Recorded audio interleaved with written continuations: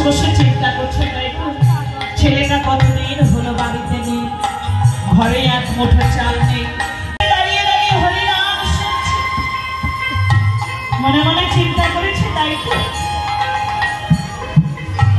আজই তুচ্ছ ধনের বিনিময়ে এমন অমূল্য ধন আমি গৃহবন্দী করে রেখেছি।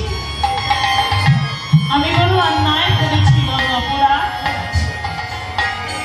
এই পরশমণির স্পর্শে না যদি কত লোক ঘটির মানুষ সোনার মানুষে পরিণত হতো, আর আমি তাকে গৃহবন্দী করে রেখেছি। আমি বড় অন্যায় করেছি, বড় অপরাধ করেছি।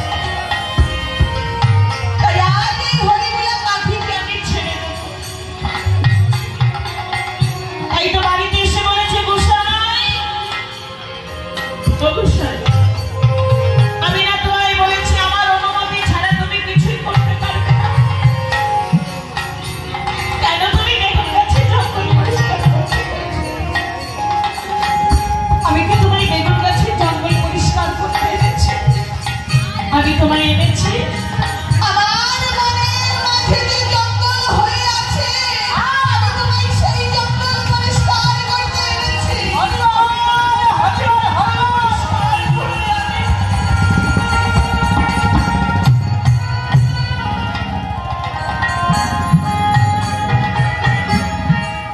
আমার মনের মাঝে যে জঙ্গল হয়ে আছে, আমি তোমার সেই জঙ্গল পরিষ্কার করতে এনেছি। আমি তো বেগুন গাছের জঙ্গল পরিষ্কার করতে আমি, তাই আজ এই অপরাধে আমি তোমায় আজ রাখবো না গোসাই, তুমি বাড়ি চলে যাও। আমি তোমায় আর রাখবো না।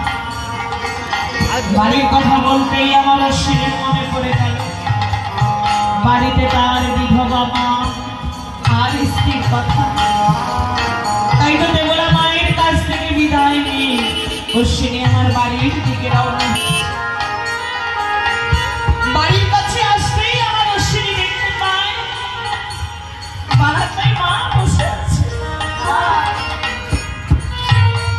কিন্তু পরনে যে কাপড় পরে আছে, নতুন কাপড় পরে আছে।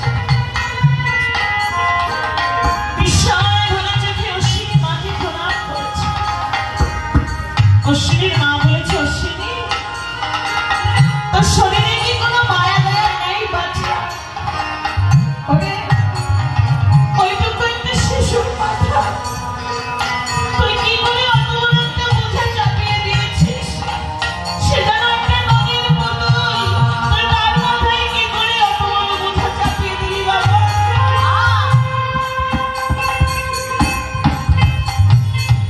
অশ্বিনী বলেছে, মা, মা, তুমি কি বলছো মা? আমি যে তোমার কথা কিছুই বুঝতে পারছি না। বলছে, কেন? তুই যে ধামাই করে চাল ডাল পাঠিয়েছিলি, তাই এখনো যে ঘরে রয়েছে তাতে যে আমাদের 4 দিন ভালোভাবে চলে যাবে বাবা। তখন আমার অশ্বিনী বলেছে, মা, আমি বাড়িতে না থাকলে তোমরা তবে ভালো থাকো। আমি বাড়িতে না থাকলে তোমরা তবে ভালো থাকো। আমি বাড়িতে থেকে তোমাদের সময় মতো দুবেলা দুমুঠো খেতে